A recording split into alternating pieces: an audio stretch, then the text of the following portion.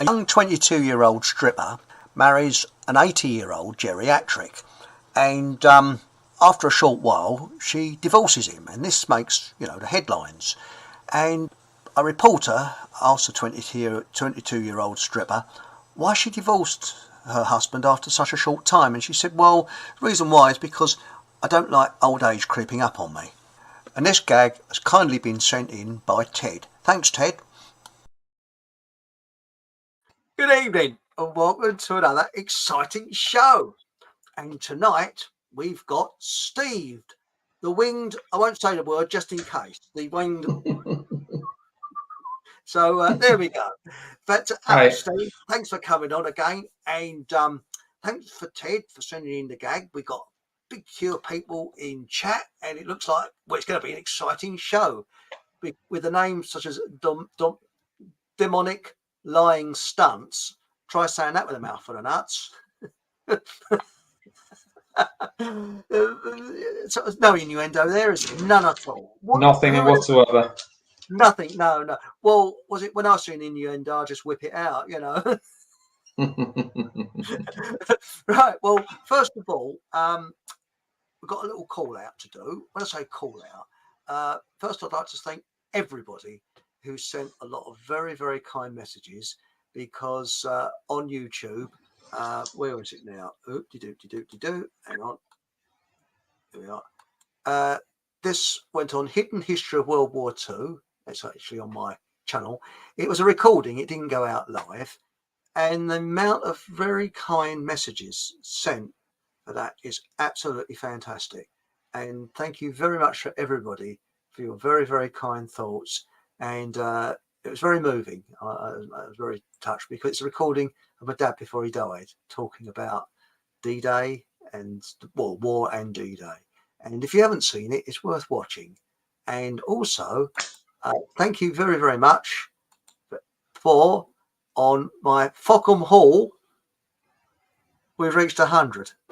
We've got 100 people in Fockham Hall Telegram group. And on the Facebook group, it's 255. So it's doing pretty well, actually. I'm pretty pleased with it, because most groups only hover around about 50 or 40. So 100 is quite good on Facebook. Sorry, not Facebook, Telegram. And Telegram, as I've often said, is far better than Facebook, because you're not banned. You can say, you'd be a bit more open on there, and I can say a few more, smutty gags. But before we start, we've got a little, where are we? I've got to find the tinkly music. Chris the gardener and his missus are having a bit of a tough time at the moment, and his missus isn't very well. So if we could have we want to have some not only healing thoughts, but positive thoughts for both of them. So if we could just have a little bit of, a little bit of tinkly music, here we go, and just some positive thoughts. Chris the gardener and his missus. Let's get over this. We got to put some energy into them, get them over this terrible situation. I'm sure they're going to be, well, I'm sure this is going to get a lot better, and Chris is going to feel a lot better. So thanks for that. And I think have you met Chris the gardener, Steve? I'm not sure. I haven't met him personally, but I've seen him on your talk show a couple of times. Yeah.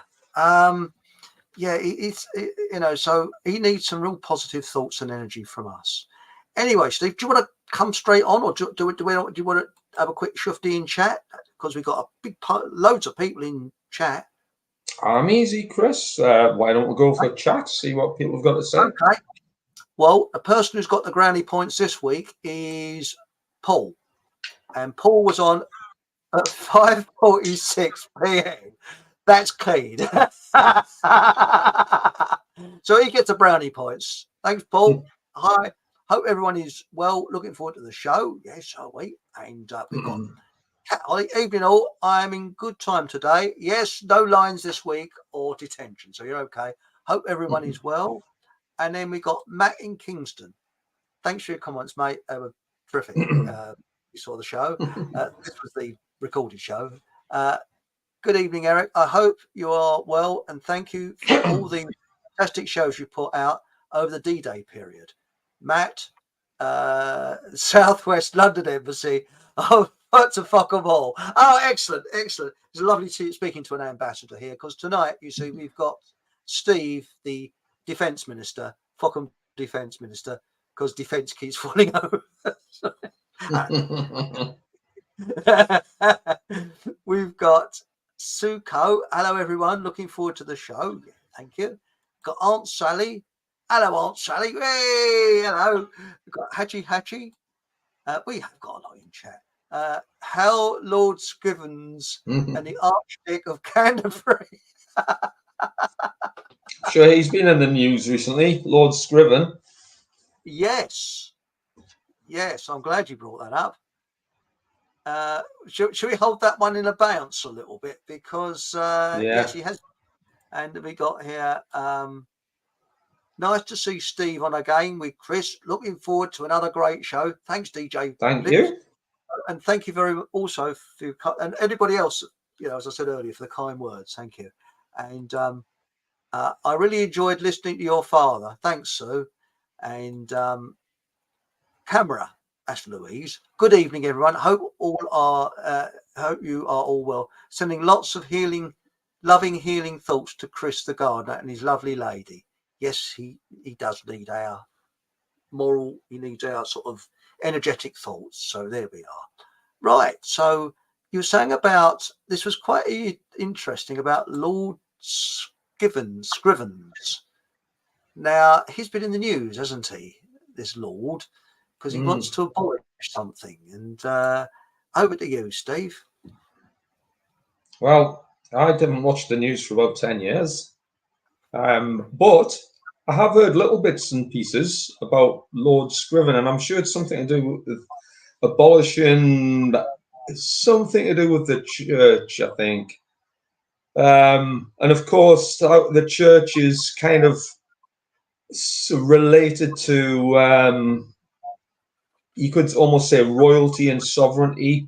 So if certain things get abolished in the church, what will that mean for the nation's sovereign state, the nation as a whole? What could it mean?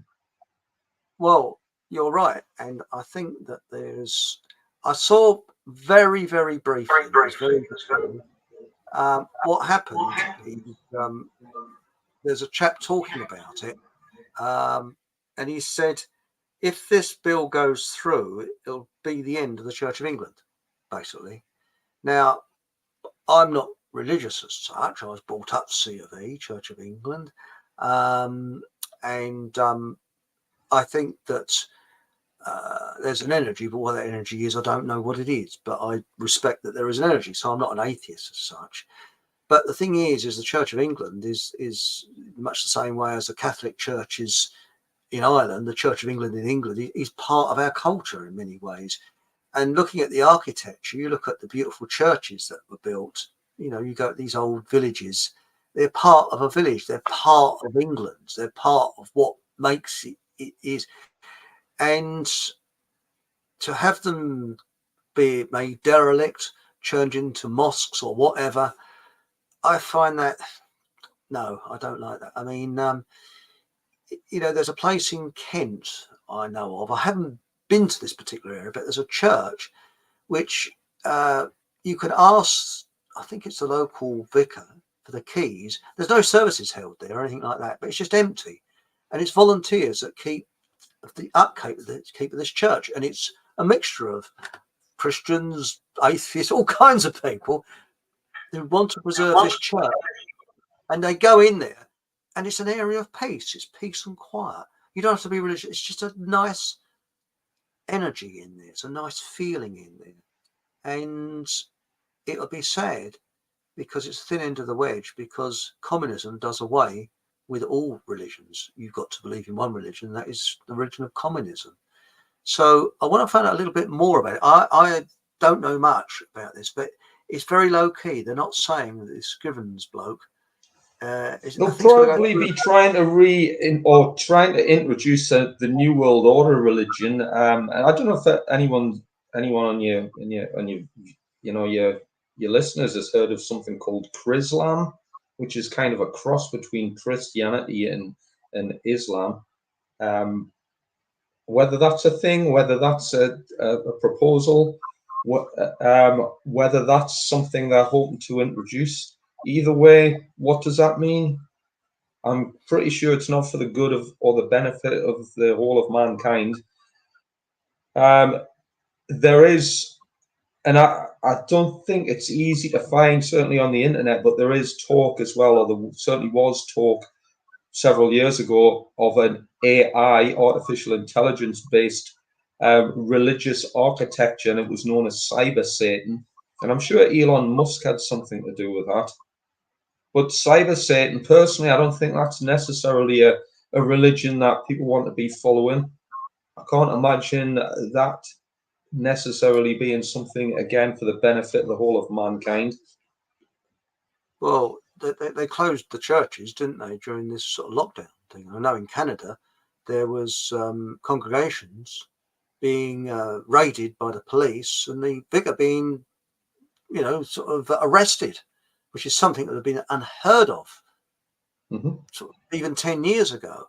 But Aunt Sally's come up with a good one. Well, by the way, Hatchie has said, Hatchie's hit a nerve. Yes, you did. And it says here, I think, this is Aunt Sally, I think you will find that most C of E churches are run by volunteers and even volunteer vicars.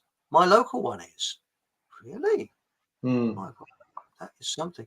And Hatchie says, Chris, promote me and Buds to Field Marshal of Fulham Hall.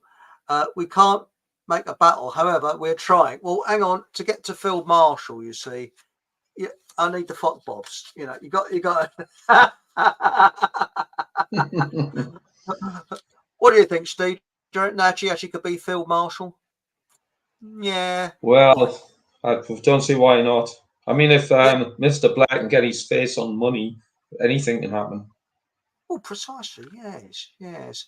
Is he pretty good with a catapult? You boing and that type of thing. It's a formidable survival weapon as a catapult.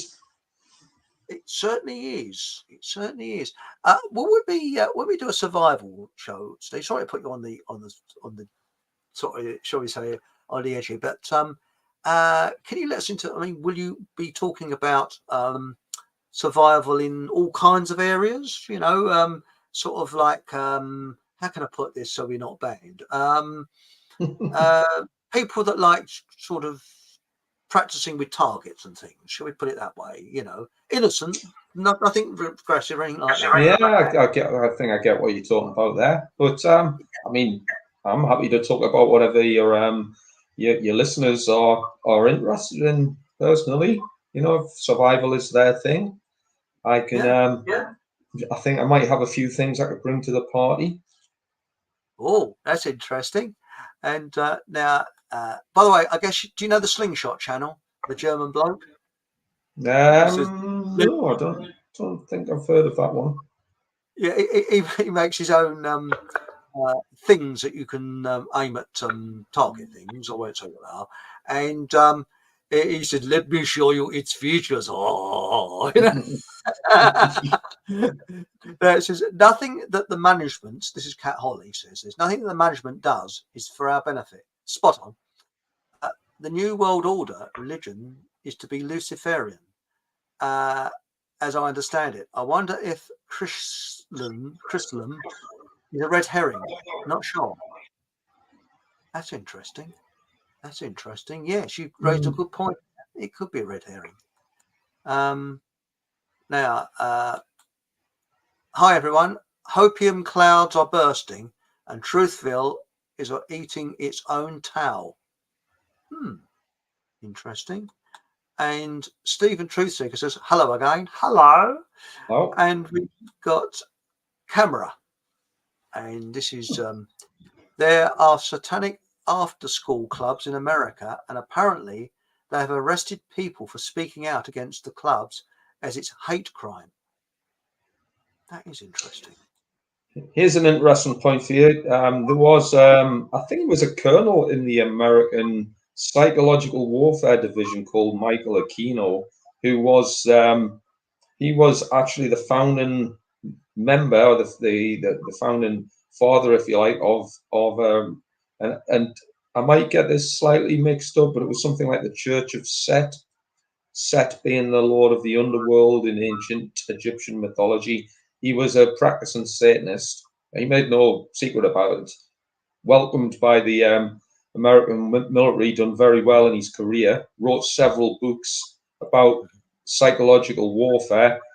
And one book off the top of my head is called Mind Wars.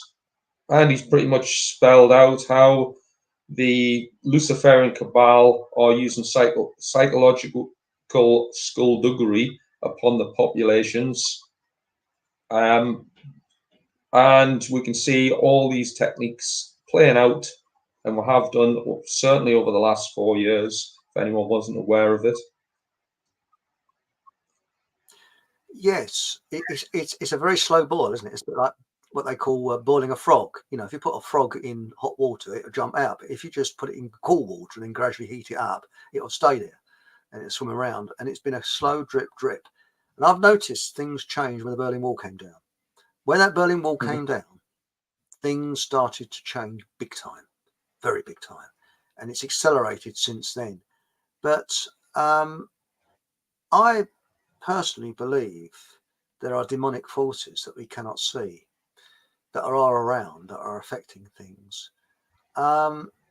What's your views on that, Steve? It's a funny one, that. I mean, I've seen lots of testimony to support that, and there's certainly lots of books. I mean, one of my interests is about, I say interests, one of the things I give presentations and write about is the dark occult.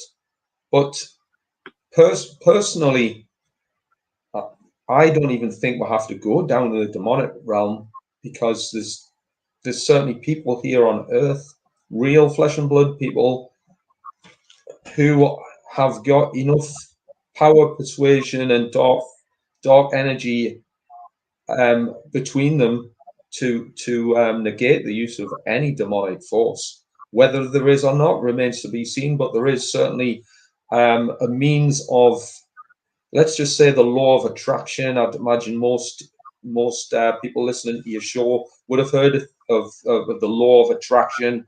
They'll certainly know that how you think, how you are, kind of reflects the immediate reality of your universe. So I'm sure it's not too much to figure out that if you are the polar opposite of that, then you will attract the polar opposite of all of these good vibrations that many people will take for granted. But is there a demonic realm?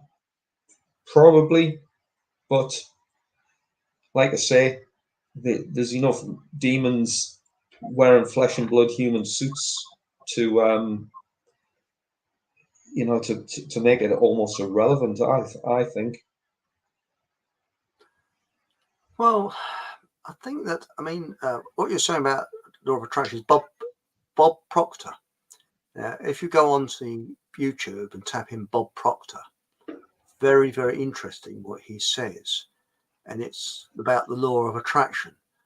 And he said, if you have a crappy day and it starts off a crappy day, but then you change the energy or the frequency, it can turn out to be a good day. And I had an example of this. Yesterday, I had a little job to do at my garden, and everything went wrong. I just, it's awful. And I thought, right, I'll stop now. I never used to do that. I used to carry on and try and, I'm going to get this finished. No. So I just put stuff loosely away, and I thought, right, I'm going to go back to that. And this morning I woke up and I thought, right, I'm going to be very positive. I'm going to change the frequency. It's going to be really great what I'm going to do on this job. And, it went sailed through this morning like a dream.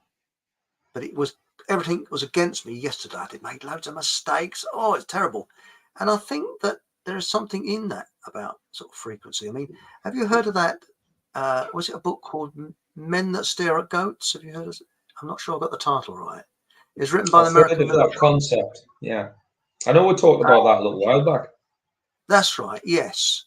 It's a kind of psychology that you use on the battlefield and things like that. But going back to Stephen Truthseeker, I'm going to read his second note first, because I think I think it is more interesting this way around. It says, I got targeted by Satanists when I was a kid, so I survived that as well and still get targeted today. That's interesting. Would that And be psychic attacks, I wonder? yes, is that psychic attacks, Stephen? Because I believe I've witnessed people that's been taken over by some entities. I've witnessed it in my family, and it's here. I said, and he said, "Oh, Stephen, I'm sorry to hear this. I survived being homeless for 3 years. Not homeless now, but it might happen again." Oh no, I'm sorry to hear it might happen again. But it's interesting what you said, that you got targeted by Satanists because someone moved, shall we say, someone married into my family who I believe is a psychopath, and he turned one person a sociopath, and I think whatever was in this character hopped into other people. In fact, I really do. I think and I do believe there are entities that we can't see that are pulling strings and things. And Paul Green says GAIA, Gaia, is now the New World Order, wants worship of Mother Earth. Gaia. Sorry, mate. Can you explain a bit more? I'm not quite. Gaia. Do you know? Yeah. Are you? Can you help on that, Steve? Well, Gaia is kind of kind of what he's saying is Gaia is the Mother Earth. It's not an uncommon term. I think that spelling might be wrong, but that's not an issue. But Gaia, I mean, Mother Earth as well in certain occult understandings is related to Isis as well. Isis is also in some cultures and some traditions. The moon, the deity that is associated with the moon. I'm not sure if that's what the New World Order want. Personally, I seem to think that if it's the New World Order, I think what they want is people to have a Luciferian worship of oneself, selfishness, and the usual satanic tenets that go with Luciferian doctrines. I think what they do want is anybody who's in tune with nature. I think they want to eliminate that. They want greed to manifest. They want people to live in the instant society that seems to be so well embellished now in modern day life. That's interesting. That's very interesting. Now we've got here Sean Haymer says the nuke fraud hijacked the human mind. We have been on a distorted path ever since. Yes, the more I think about it, the more I don't believe nuclear weapons exist. I don't believe it. I could be wrong, but I don't believe it. And the reason I don't believe it is because on the law of averages, if they did exist, some bastard would have let one off by now and we'd have been wiped off the face of the earth. Because I think it's a lot of explosives that go up, and the reason people get, and there's probably some form of radioactive material in it, but I think the reason those poor souls that are at the Bikini Atoll and those nuclear tests in the 50s going down with nasty diseases is because of what was put in their arm.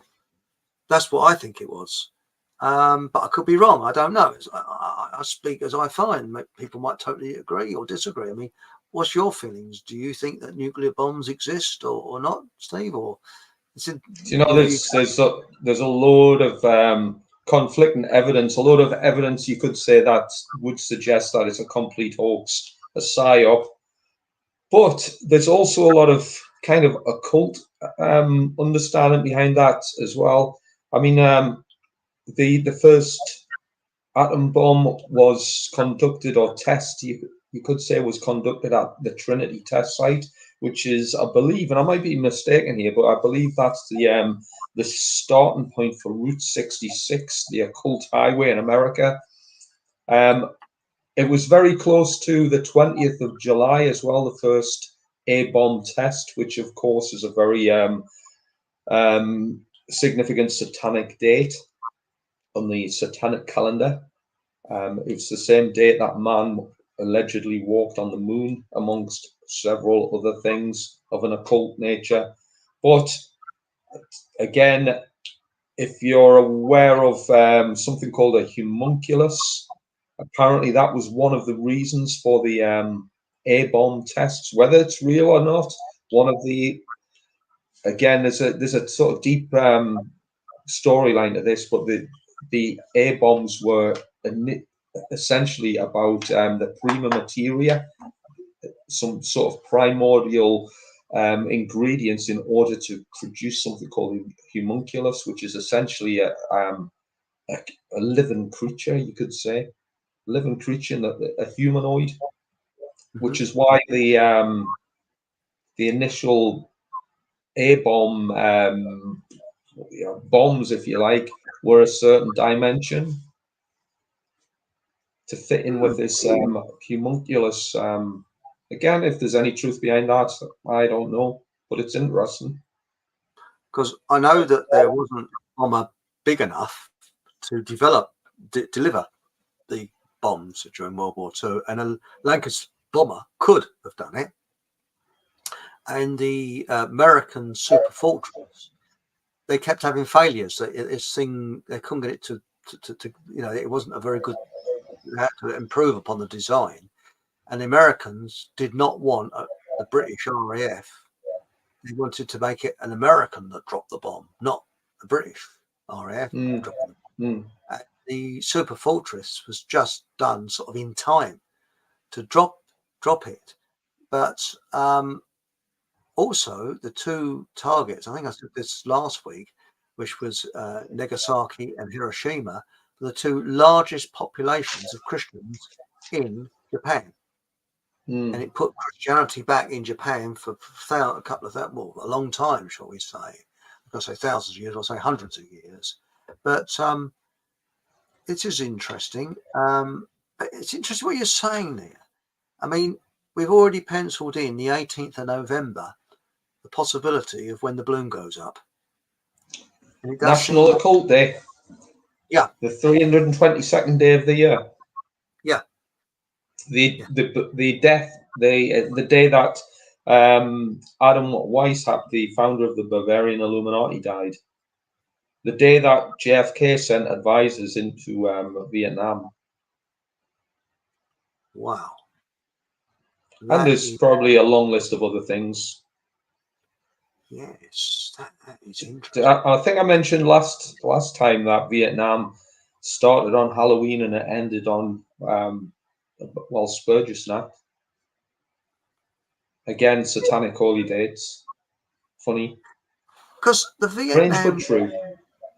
It's a war like the First World War. That there was the only justification. I mean, the First World War ended, and they had no justification for it, really, when you come to think about it, because this country was under no threat whatsoever at the beginning of World War One. We had a massive navy which could have blown anything out of the water. So we were sitting back, and we were a massive arms manufacturer, and we could have sold arms to both sides and made money out of it. We didn't.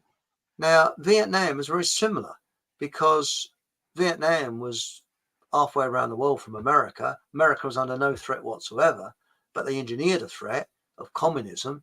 But really, the threat of communism, in hindsight, was not from a military point of view, but it was through ideological subversion, and that's how they won. by infiltration, which the silly sods didn't, they probably didn't take much notice of.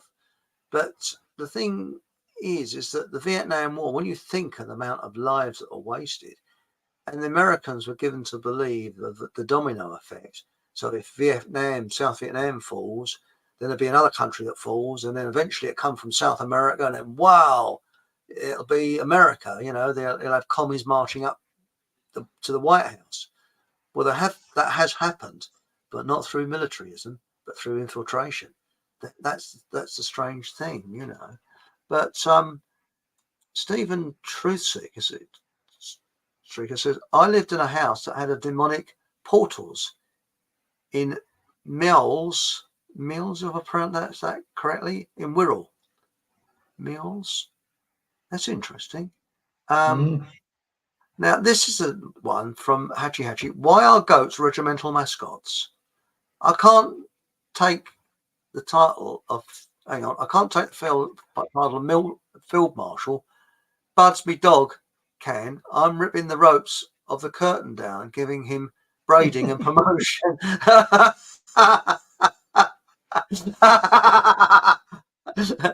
Yes, Field Marshal, Hatchy Hatchy. Yeah, yes, sir. How should I address your dog, sir, or yes, sir? By the way, I think we should tell Hatchy that the braiding is a Freemasonic motif. That's where that comes from. Of course, the braiding you get in the military as well, that's all Freemasonic anyway. But yeah, speaking of goats, I'm pretty sure it was a white goat that led the procession when the king got coronated. Something again, the goat rings a bell. Yeah, it's interesting. Bit like when George Bush was reading a book about goats, upside down, I might add, on the morning of it. I don't know if anyone remembers the devil is in the detail. I quite often say during my presentations, and the devil is in the detail. Everybody knows that Satan wants to invert the world, and what can be more inverted than an upside down book about a goat, which everybody knows is kind of the demonic creature. It's interesting because I've worked with psychos, and as I say, I knew one in my family, I believe, allegedly, and everything in their world is back to front. Good is bad, bad is good. So anything bad is good, anything good is bad. It's completely back to front in the way they think. And it says here, Sean Hamer says, truthers have had a New Age Kabbalist worldwide installed in them subtly amid the anti-establishment grandstanding. Yes, spot right on. What gets me is David Icke with his shape-shifting lizards and things like that. I think his heart's in the right place, and I personally think he's being used but doesn't realise it, or doesn't want to realise it. Who knows? Because I don't know. He comes out with a lot of good stuff. The good stuff. He comes out with a amount of crap as well. But now the New Age movement, I think, and again, I don't know the understanding of your viewers, Chris, but the New Age is another form of religion. It's in fact, I'd almost say it's as bad as some of the other ones. The Abrahamic religions are means of mind control, coercion, manipulation. They'll give you so much information, and I'm not knocking at all aspects of it, but they'll give you a certain, you could say they'll give you an exoteric quantity of information, but they'll not give you the esoteric, deeper understanding. That'll be saved for the priest class and the wealthy elites who understand the natures of reality to a larger degree than the average person does or ever will from following any religion, and that includes the New Age religion. Again, I've got my own bugbears with anyone of a New Age disposition. It's just another form of brainwashing. And I'm not saying this to disrespect anybody who might be listening in, but equally, Another New Age religion is scientism, the religion of science. You're being duped. Statism is another religion, the religion of authority. These are all religions, and I think if people don't know what the word religion means, it means to hold back from a deeper understanding, because that understanding will never be reached by any of the religions that I've mentioned. Yeah, that's fascinating. I mean, you were saying about a salute. Now, my dad told me it's the longest way round, shortest way down. Is that correct? I think that's the right way round. Longest way round, shortest way down. And what you were saying about, because I was always led to believe that it was when they used to have nights and they had a visor over the front, they'd lift the visor up to speak. But that is probably bullshit. It could be completely related, but this is the funny thing about, you could almost say that about reality is there's a duplicity in the world that we live in, where things might have happened for a particular purpose, but then they get re-engineered.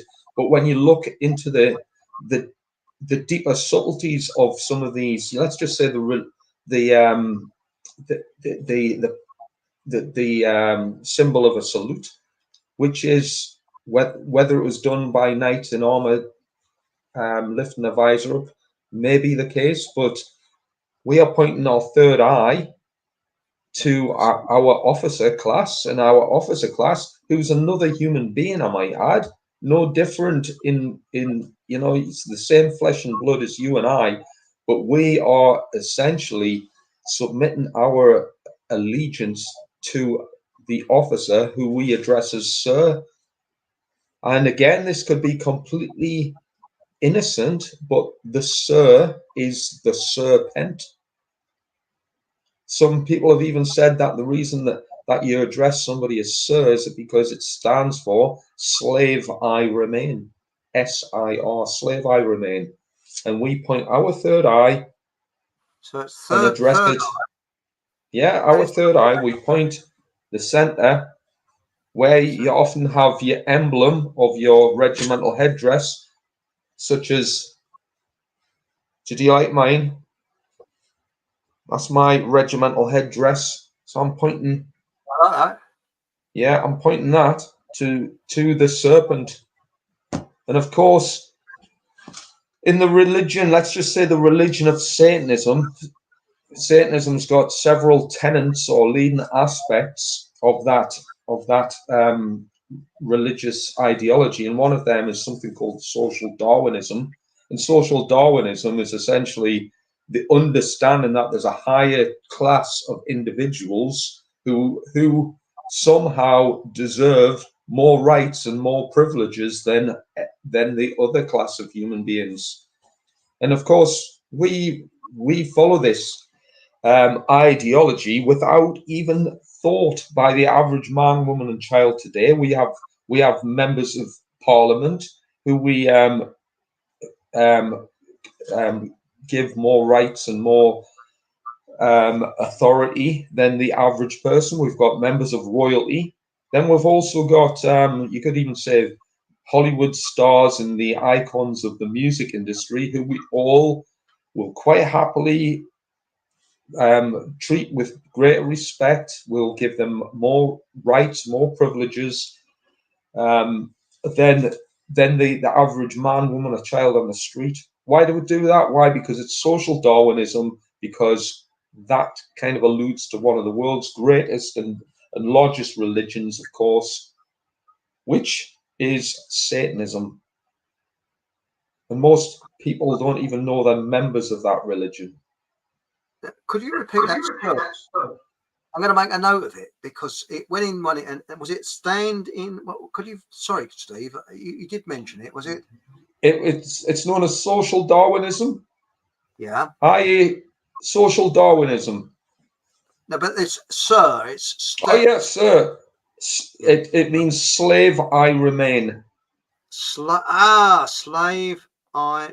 SIR. That's Interesting. So, Slave. so that's this symbol. I'm just addressing the officer, the serpent, that I am his slave, his obedient and willing slave. I will do everything I'm instructed to by another human being who's no different to you or I, but I will give him more respect and I will do exactly as he says. And that leads to another aspect of a religion called Satanism. Again, and most people do this without thinking, especially if they're members of the police or the military.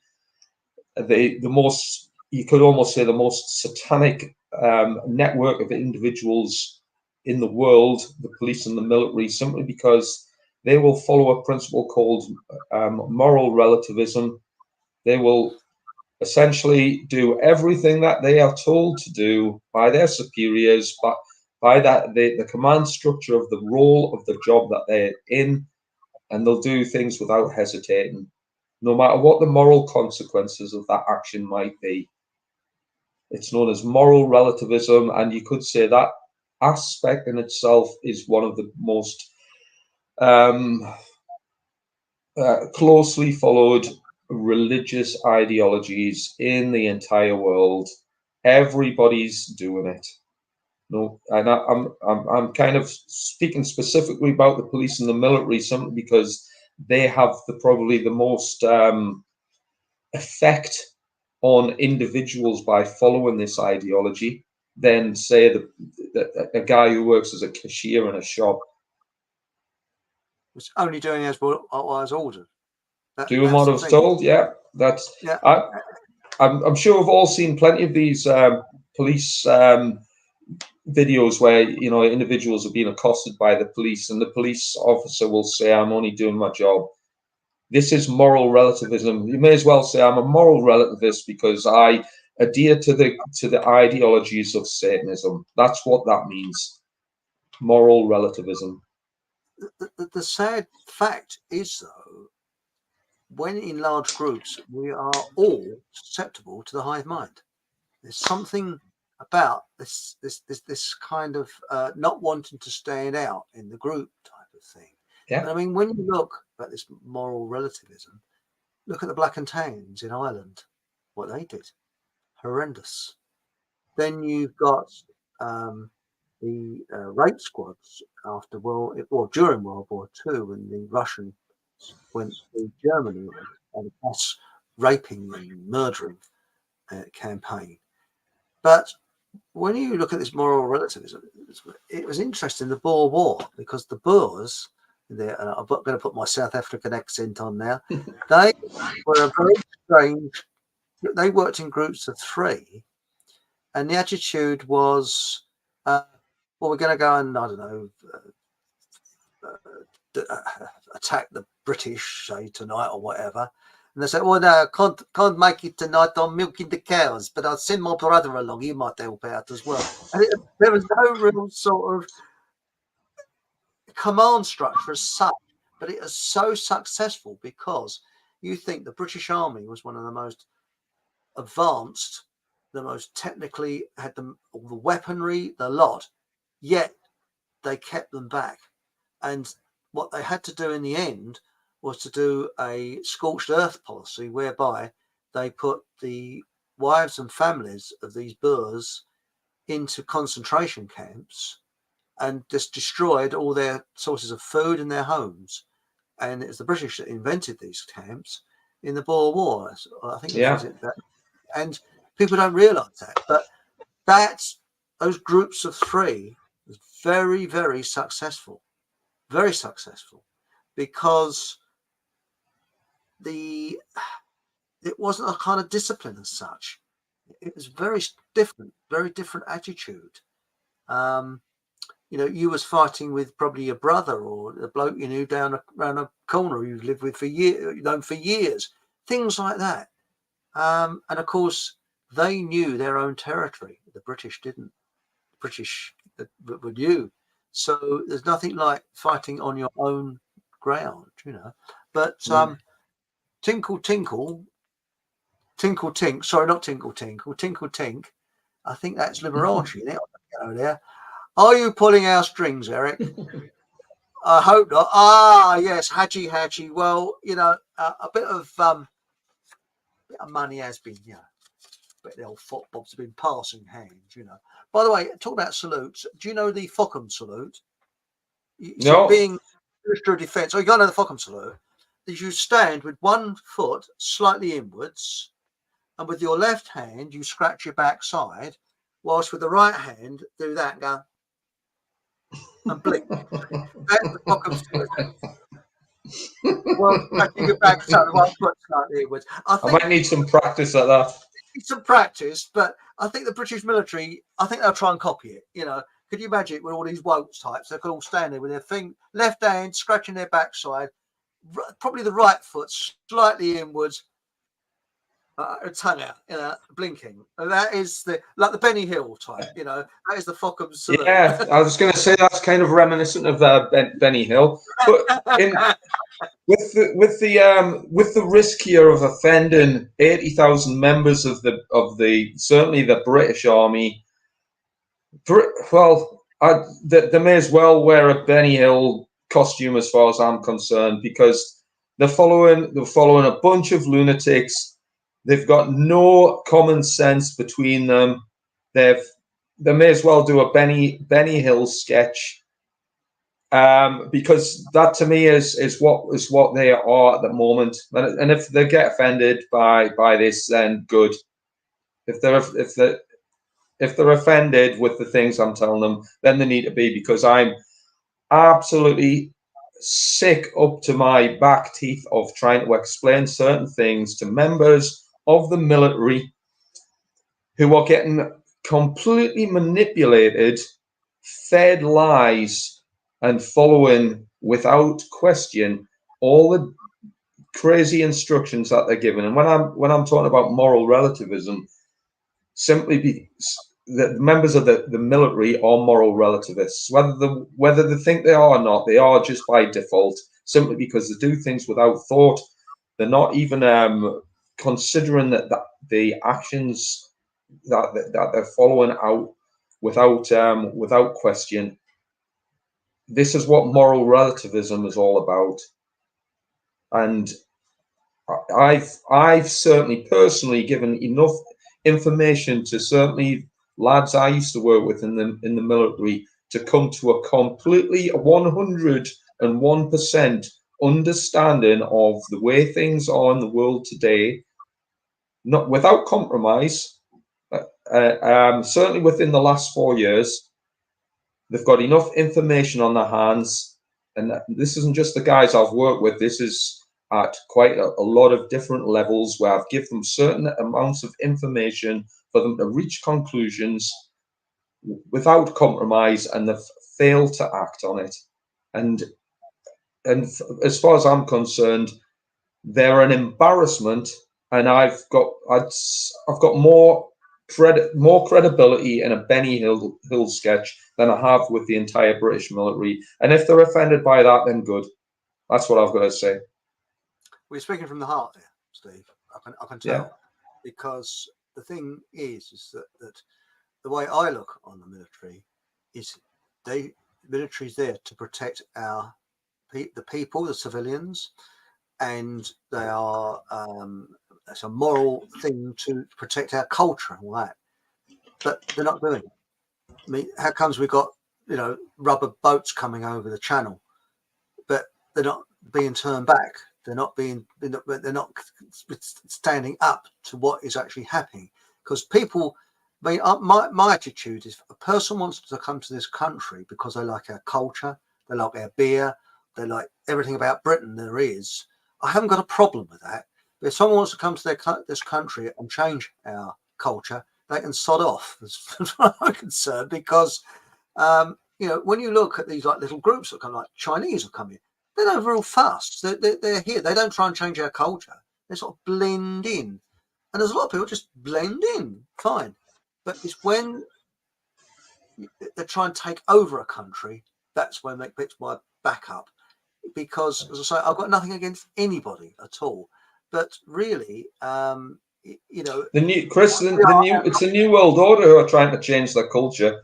the culture of this nation. I mean, that's without a shadow of a doubt what's going on. They want a polarity shift. There's going to be a pole shift. It's going to be east turning into west, west turning into east. The financial center of the world is going to be in the east. The west is going to be degraded like the east. We are going to be a third world nation. This is what the NWO want. They want a third world nation. They want the middle income earners to be destitute. They want us to be broke. The financial situation is going to be will ensure that most people in this country are destitute. Hence the influx of people from certain nations. If these were all people from war-torn nations, refugees, why have they crossed continents and travelled through several different European nations in order to come across here on a rubber dinghy in hordes? Why? Because basically this is all pre-planned by the powers that be. Yes. We all know it. The only people who don't know are the cops and the. In fact, I'm going to change it. Every time I say cops, I'm going to say dumb cops, and every time I say the army, I'm going to say dumb army, because this is what. And again, without wanting to get on a soapbox and start rattling people again, the cops in this country are completely dumb, and the army in this country are even dumber. Dumber and dumber. That's the cops and the military, all of them. And I used to be in the military, and I'm addressing all my friends, all the people I work with, all the people I still know in the military. Switch on, you complete dumbos. Wake up, smell the coffee, see what's going on, start taking some action, start acting with with some sort of moral understanding. This is what they need to do. Well, I think also, I mean, I like this idea that someone's come up with that peace officers, PEACE. And what they do, they're trained in the law. They dress like police, but they try and diffuse the situation.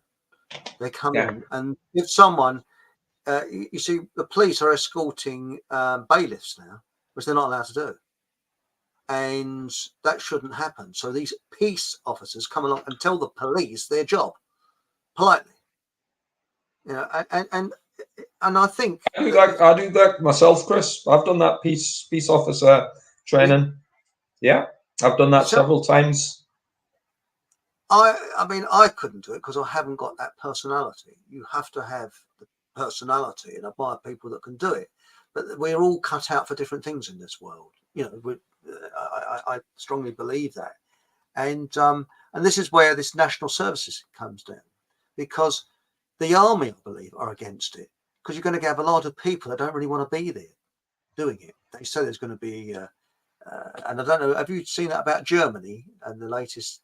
Well, I'll call it the pantomime headlines, that they're saying that they're preparing for war, and they're saying that it'll be illegal to leave your job, and the government will take hold of, they will store food, etc., like that. It's all a big pantomime, but it's a massive pantomime. I mean, I haven't seen those headlines personally.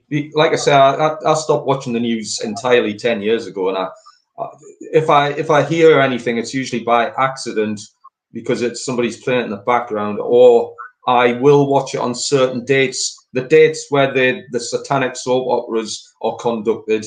And we've already alluded to one of them, which is March the 22nd and November the 18th, i.e. March the 22nd is in numerology 322, the third month, the 22nd day. Yeah, exactly. The announcement of the you know what, the get yourselves locked down, lunatics. And of course, November the 18th. Say again? Divok 91. I'm talking back. Or 91. Which is, yeah, if you weren't aware of it, in Hebrew, a dibuk is possession of an evil spirit, which is quite close to a certain word spelled backwards, which is quite ironic, isn't it? It's very ironic. And it's very strange that, I mean, I penciled in the 18th of November, and I can never understand when you look at like the Armistice Day of World War One. You know, 11th, the 11th hour, and Yeah. I heard the speech of Neville Chamberlain when he said, we have given, I can't remember it verbatim, you know, but it was they said if they don't hear from the German ambassador before 11 o'clock, 11 o'clock, we are in a stage of war. No, not we. He is in the state of war, not we. I think that's be very clear for you. Should have been I am at a state of war, not we. No, I'm not interested, mate. You are in a state of war. We're not. That number's very. It features quite significantly in their rituals. Is the number 11? I mean, they don't call it the 11th hour for nothing. 11's massively significant. It's. I mean, I could probably write a book. In fact, there's already books written on the number 11 into the occult numerology on various things, from false flags to major things happening worldwide. It's a powerful number. It's I mean, there's no surprise really. There's not even a secret that 11 11 11, which added up equates to number 33, which again is a powerful number used in any of the Masonic symbology. 33 bones in the human spine. Jesus was 33 when he was crucified. 33 degrees in Freemasonry. It's highly significant.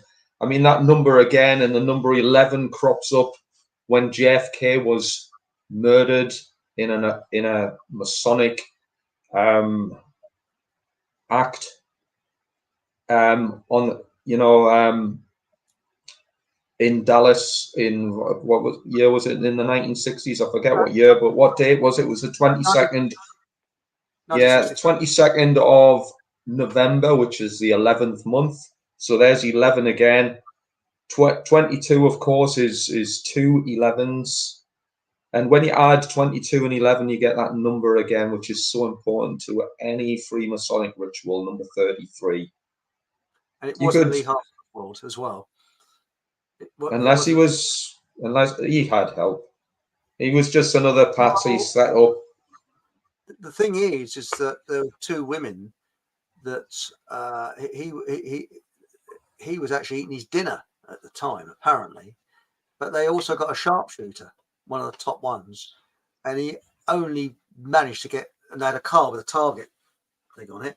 He only managed to get, I think, one shot in, and he was one of the top ones in America. And he could only get one in. He said, "I'm sorry, it's impossible to get the amount of shots." Hey, I was quite a decent shot in the military with a rifle, and I would be impressed if I could do a similar thing to what Lee Harvey Oswald done. So take it from me, that was a miracle shot. That was like really lucky shooting. If that was the case, if it was a lone gunman, he was the luckiest guy with a rifle that day for sure. Funny how he got 3 significant Masonic wounds. If anyone's familiar with the assassination of Hiram Abiff, which of course is something that features in Freemasonic societies. Hiram Abiff, the chief architect of Solomon's Temple, was murdered by 3 assassins. And the 3 assassins inflicted 3 wounds, one to the head, one to the neck, and one to the chest. And if anyone does any research into JFK, he had an injury to the head, the neck, and the throat, and the chest. Well, that's interesting because you see his head go backwards. Now, if the Lee Harvey Oswald was in the book depository, his head would have gone to his side, surely. And I've seen the slowed film of the driver turning round, and it looks like him shooting JFK and then getting back. Now, they're talking about the grassy knoll and the people there, but there's every possibility it could be the driver, because when you look, you see it go turn round, slow film. I don't know if you've seen it on YouTube. I don't know if it's AI or what it is, but you actually definitely see him with something in his hand. It's a bit blurry, going bang, and you see JFK's head going back. I mean, So that in itself is highly credible. It could have been a complete tragic, accident on his, with his mistake there, the driver's mistake. It could have well been, but it's funny how this Masonic pageantry seems to conduct itself in real life. And like I've said before, whether it's by default or design, it's almost as if it's written into the architecture of the universe. The fabric of reality is kind of embedded with these free Masonic themes. So it was it's almost as if nature is dictating how events are conducted, and this would fall part and parcel of the hermetic principles, and anything in the occult arena would be, well, we are only playing a part as human beings into the fabric of our reality. The rest of it is kind of predestined by, let's just say, the force of nature. it is interesting because you look at what is it off the top of my head. I think it was Lee. They blamed Lee Harvey Oswald, which I don't think it was, and they said that he hid in a theatre. Yet, if you look at Lincoln, Abraham Lincoln, the way he was assassinated, there's a lot of similarities because the bloke shot him in a theatre and hid in a book depository. Yeah. And I think it's a lot of similarities because, it was Sherry Blair. Sherry Blair is her great grandfather who actually shot Lincoln. And I can't think of his name now. I can't think of her maiden name, but there's a lot of strange tie-ups there because he was allowed to get away. And was it John Wilkes Booth you're thinking of? Correct. Thanks, Steve. Cherry Blair's ancestor, was it? Wow. Yes, The plot thickens. And apparently he was allowed to get away because apparently they surrounded a barn and caught it alone. Yeah. But he was allowed to get away because his dental records turned up in 1911 in Ohio. Wow. So well, he was a Freemason. I don't think that's a big secret. But and do you know who he's employed by? The Rothschilds. Right. Because he did away with, he had debt-free currency, which was the greenback dollar, and he refused to have a loan from the Rothschilds, and they couldn't handle that. So they got him bumped off and got people into Congress that were usury friendly. So then they introduced usury, so people were in a massive debt all the time. So the country got into debt. So this is one of the words that anybody in the military needs to look up. And I mean I'm blue in the face of trying to hammer this drum into lads I've worked with. Have a look at what usury means. Read it, and then read the description and see how that's having a significant effect on the world that these people are living in. In other words, people need a massive reality check. Instead of justifying the evil that's going on in the world today and saying things like, I'm just doing my job. Stop doing your stupid jobs, you clowns. Start researching. Start living in truth. This is what people need to do. And again, I've probably hammered this point a few times. Cops in the military, you need to pull a finger out and start doing some vital, critical research, like I've done. Worry about your mortgage afterwards, and start acting with morality. You need a moral focused approach to the way you're conducting your life. Never mind what your job dictates. Well, and until this, sorry, Chris, until this kind of until this understanding changes, then the world will never change. We'll just be shafted by the New World Order. All of these people's kids are going to be shafted by the New World Order. We'll be communists. We'll be under a totalitarian, feudalistic system, the New World Order. That's how your kids are going to be brought up. And you would assist, cops in the military in particular are going to assist in the downfall of their own children. That's how dumb these people are. And until this paradigm shifts, then this is the way it's going to be, a steady state of feudalism, totalitarianism, and Luciferianism. And this is how your kids are going to be. Yes, I agree there. I mean, I used to be very pacifist in mind. I was brought up that way. I wasn't even given a toy gun as a child to play with. And I was very anti-GUN. I won't mention that word, but because of the algorithms. Very much. And now I've got a complete and utter U-turn. Because I realise the anti-GUN lobby, every dictator throughout time, since the beginning of time, has taken away people's arms. Now, I'm not saying that like America, where you have complete loonies walking around with firearms and complete nutcases. No, we can't have that. And there's children sort of shooting them. There's so many children a year in America that accidentally shoot themselves because, you know, daddy's left his revolver in the desk or somewhere. No, we can't have that. But if it's properly, like in Switzerland now, all right, they have a militia, which is very different to most armies. But all men know how to use a firearm in Switzerland, and it has the lowest crime rate in the world, the lowest crime rate, because a criminal knows that if they break into a house, might have their brains blown out. I mean, it's that, you know.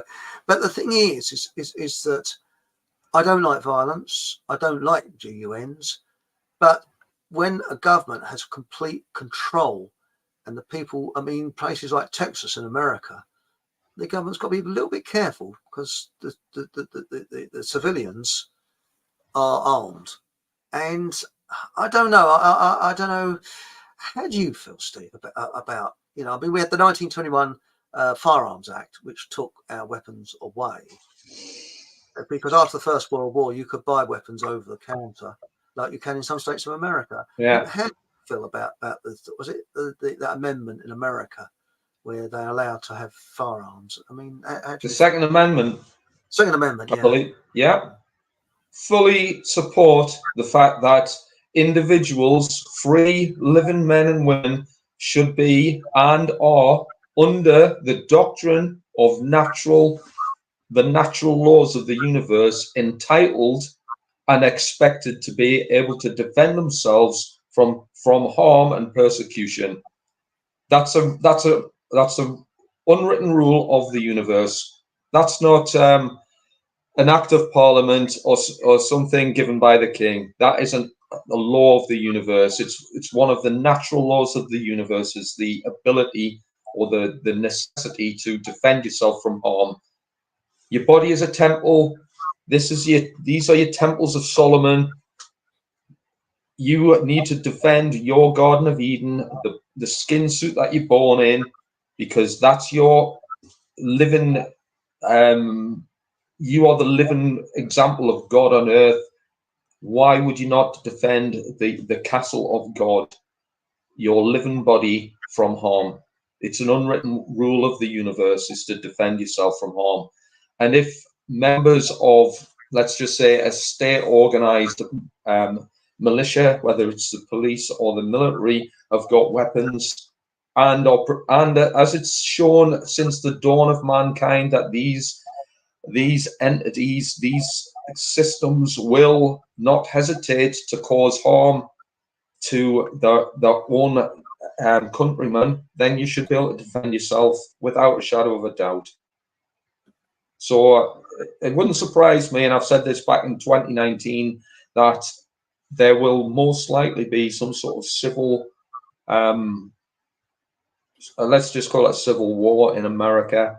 and I would imagine the Americans, certainly the prepping community, know fine well what their military and police are capable of doing, and are fully prepared to defend themselves from acts of aggression from these moral relativists who are following a Luciferian doctrine. And let's not forget that if it was all fair and all these were peace-loving people, and they were following a fair and just system of governance, which they're not, then they would have no problems. But unless you were born under a rock, you and are completely dumb with a peanut brain, you can see that governments, whether it's America, certainly all the Western governments, are immorally corrupt Satanist scum.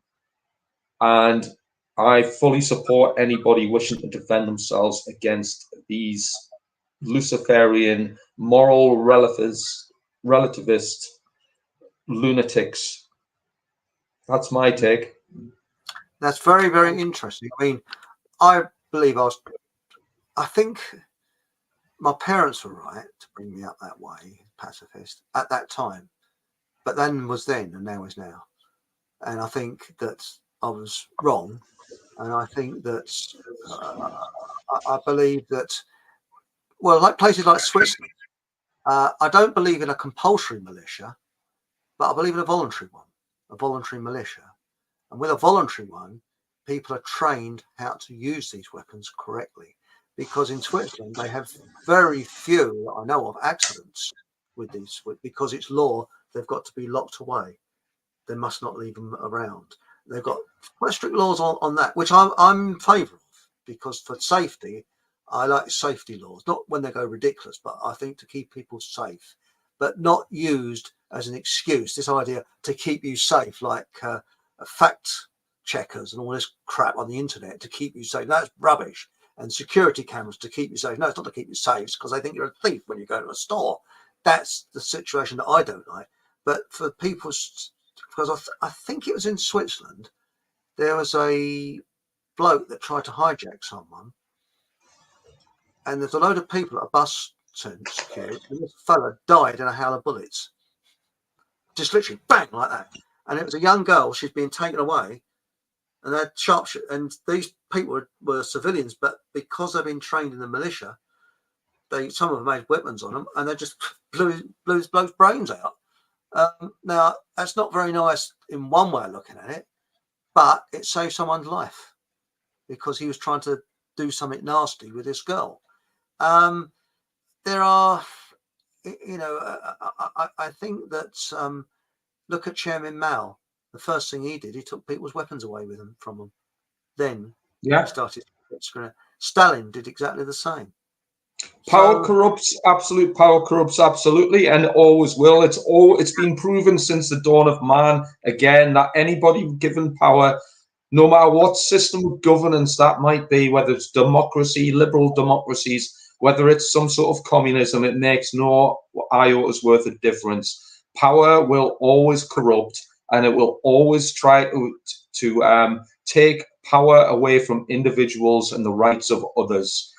It is a right, as I've said, it's a right written into the laws of nature to defend oneself from harm, physical harm, in no matter what shape or form that might be. And it is a human right for every living man, woman, or child to defend themselves. It's the right to self-preservation, the right to self-defense. Even though I've served many years in the military, I don't class myself as a violent person.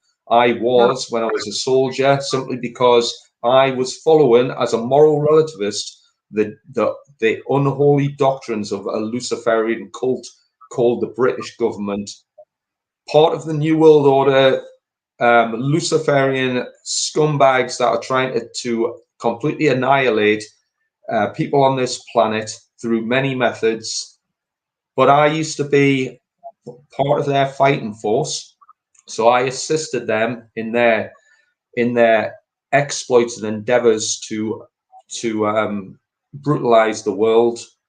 But now, on the other side of the fence, having seen what they do, having seen what they're capable of, it's now time that people might, like myself, members who have been in the military, to start speaking out and opposing what's going on in the world. I've got this is a moral duty I've got to educate people who don't get it yet. The military are completely immoral. Like I've said, they are moral relativists, and they're following the doctrines of a Luciferian cult called the British government. And we, not just members of Britain, but members of the world, need to be able to defend themselves against this abuse of power, this totalitarian abuse of power. And if that comes to physical violence in order to defend oneself, then I fully endorse it. I do not endorse any violence given for no reason other than self-preservation, self-protection. The only problem with the violent outbreak is that what happens after a revolution is there's a power vacuum, and you get a bunch of tyrants back in who fill the power vacuum. That is the main thing I'm frightened of. This generally happens, but with weaponry and things like that, I just wondered. I don't know about you, but I hope not. There's going to be. I don't think there could be any violence in this country, because there's so few people that would be prepared to rise up to do anything, because we've been like a puppy dog. The society has been kicked down and kicked down and kicked down and kicked down. I mean, put a rifle. I mean, I would be as awkward as a cow with a rifle. I mean, because I haven't been trained in it, anything like that. I mean, it's like if you played darts with me, the safest place to stay is the dartboard. Do you know what I mean? I mean, yeah, okay. Well, essentially, people in Britain, I mean, we're an unarmed nation anyway. There might be the odd farmer with a shotgun. Wouldn't stand 5 minutes to the military. And I was in the military. Wouldn't stand 5 minutes in an armed rebellion. So don't waste your time. But what we do need to do is engage our mouths, the power of our speech and the power of our minds, and we'll have to shape and adapt the minds of people who aren't quite there, understanding the nature of this system that they've been swept up in. And people need to come to that conclusion. Now, I'm quite tough on the military, simply because they've proven themselves to me. I quite happily call them some quite strong. I'll use some strong vocabulary to describe them that might not be appreciated by many people listening in. But I've been there and I understand their mindset, and I've given them at the highest level. I've given them that more information to sink a battleship with, to understand certainly the let's just say the health crisis over the last 4 years and more, to understand the situation of the world. And they've chosen to completely reject everything, and to the point where they've got no excuses now other than complete ignorance to reject all the information I've sent them and given them. These people are capable. People in the military are capable of changing the circumstances to help their fellow citizen, their countrymen, who they have a moral duty, an oath of allegiance to protect, to serve, and to honor. But they choose not to, because they choose instead to reject this information. They choose instead to reject their fellow countrymen and their nation even, and they choose instead to follow the illegal and unlawful and morally deplorable diktats of a corrupt, criminal government. And I've served notice on the Ministry of Defence. That's how much information I've given them. I've served legal notice on them. Good for you. But the whole world, the whole of the British Army is completely just turned into jellyfish. and are doing absolutely zero to help their fellow countrymen. Zero. It makes me laugh that they're talking about, what is it, going to war against Russia. I don't think the military would stand 5 minutes against them, to be straight with you, because Say that again, Chris. Sorry. they're talking about going to war with Russia. I don't think Yeah. the military would stand 5 minutes, because when you look at it, Russia has some very advanced weaponry. Most of it is home produced, whereas NATO, things like logistics with weapon bombs and things like that have to be brought a long way from all different places, whereas Russia is all homegrown.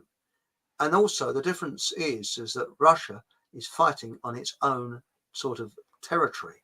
It's just over the border. With the rest of NATO, it isn't. It is going over to there. I just don't know what's in the minds of these people. I really don't, Well, because I as think far as one thing we need to get straight anyway, really, is these things aren't organic. These are all predetermined, prefabricated, pre-manufactured, all of them.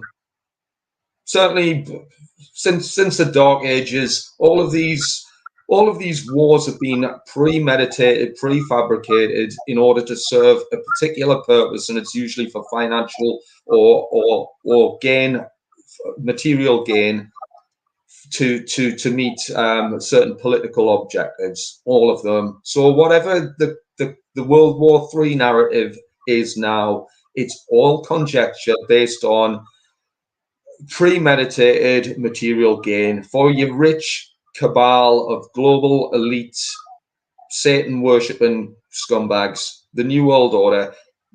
Don't believe the hype in the news. As a serving member of the military, I stopped watching the news 10 years ago. That's how much crap I was prepared to tolerate. None of that. I can't handle it now. Say Do you again? find that? I can't handle it. You look at it and it's so immature. I mean, this lead up to this pantomime that's going to happen on the 4th of July. Yeah. He said It's all pantomime. It's pantomime soap opera. It's a pantomime soap opera. The 4th of July, that's another satanic date. That's just, and again, why did they pick the 4th of July? Not only for Independence Day, but they're now introducing that into the British governance for their election. Remember, this is all pantomime. The 4th of July, why? Because the 4th of July, it's the 4th of the 7th for a kickoff, the 7th month.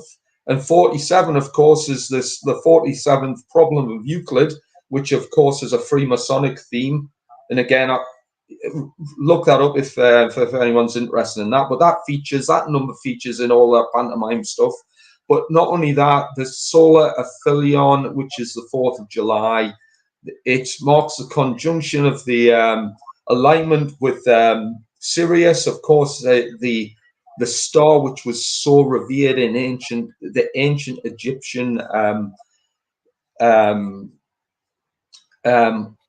astrotheology. This is why the 4th of July is particularly important.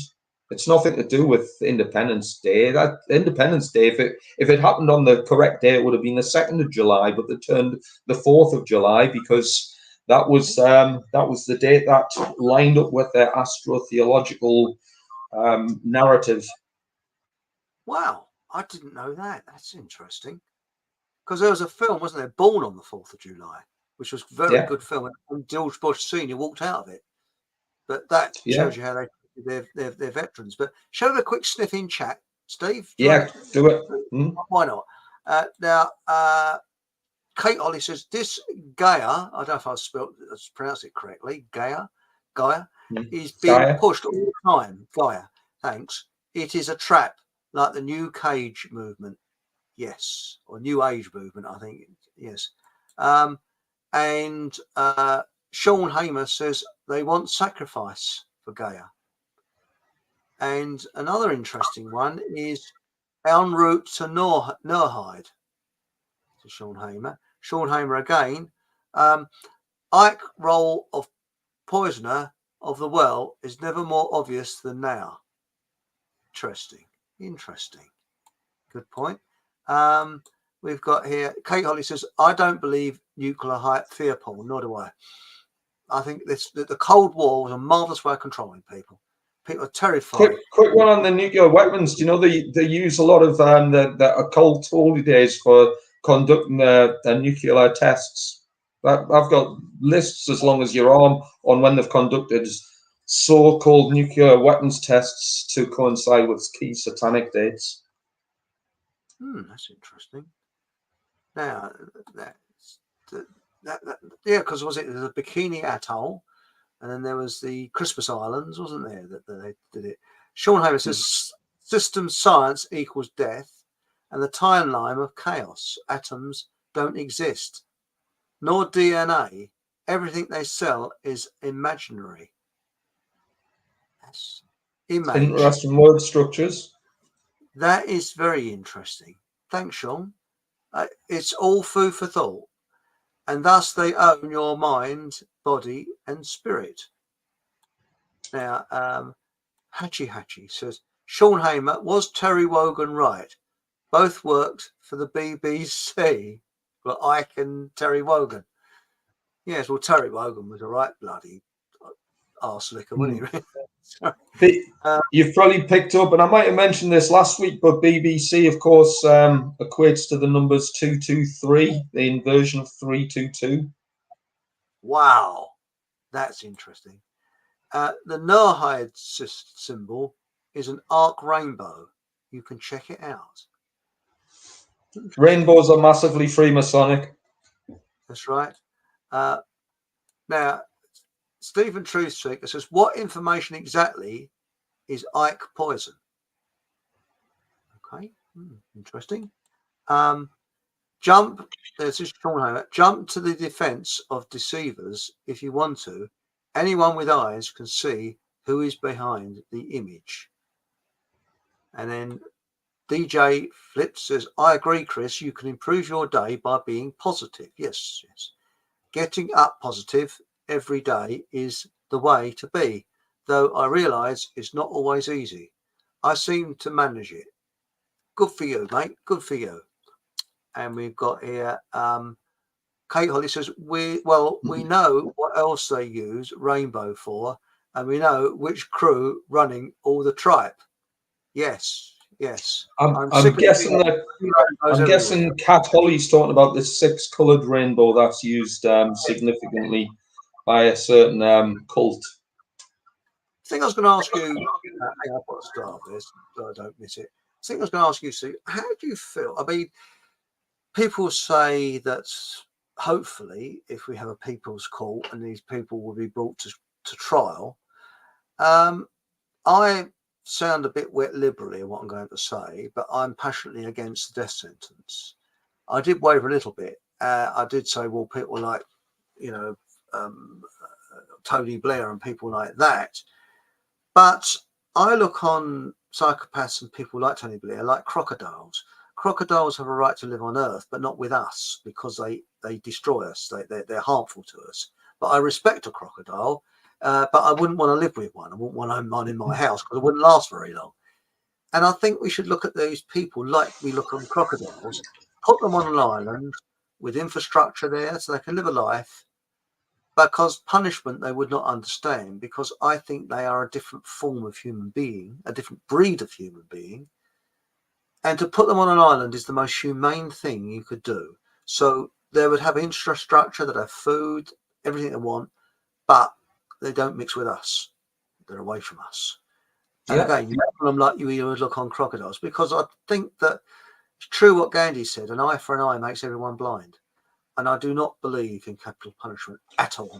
Do you know, I'm kind of inclined to entirely agree with you there. I mean, I've just spoke earlier and said that every man, woman, and child has a God-given right to protect themselves from harm.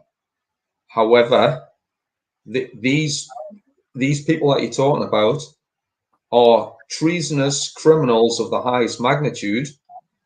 However, killing them is completely immorally wrong. if it's done for kind of reprisal, and personally, I wouldn't engage myself in that kind of conduct. I wouldn't stop anybody. Don't get me wrong, but these people aren't going to be brought to trial. The world's too far gone in its own corrupt, lunatic system of immorality to convict any of these people. I don't think they're ever going to get convicted. I think that there will be some sort of revolution, and personally, I'd be kind of disappointed in a sense if there's not, because if there's not some sort of revolution, that means people, quite frankly, don't care less about defending themselves, and they don't understand the situation fully enough to warrant it.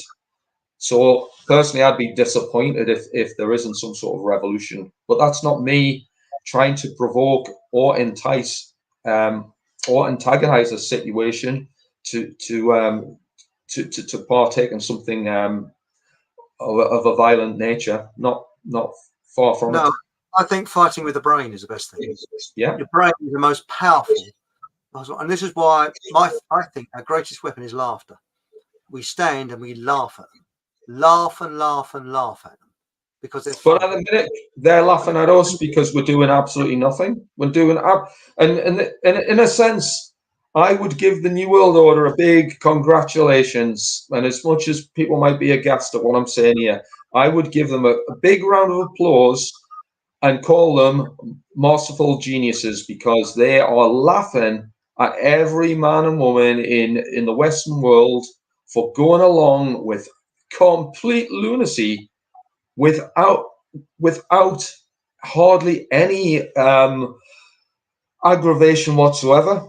Hardly any aggravation. And I mean, I look at the cops in the military as kind of a benchmark, and I see them, despite all the things that have happened over the last 4 years to themselves, to their children, to their families, to their mums and dads, their brothers, their relatives, to their neighbours, and to their countrymen. And the cops in the military are just still going along with it all, following this cabal of maniacs to the letter without question.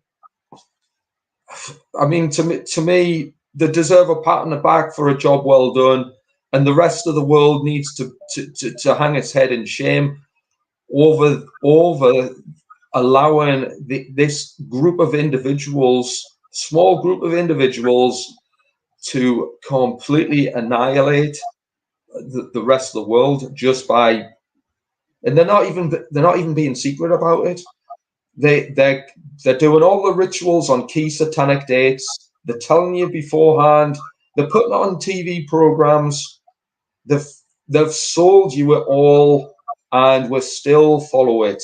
And anybody like myself who speaks up and says, "Oh, by the way, this is going to happen on a certain date," which I've told members of the military, serving members of the military, watch out for this date, this will probably happen. And it has, and still they don't get it, or still they ignore it. Well, in a sense, if people can't wake up, if sufficient amounts of people can't wake up and defend themselves against something so blatantly obvious, these people, they almost deserve to be congratulated. And that pains me to say it, but that's almost the case. They deserve to be congratulated.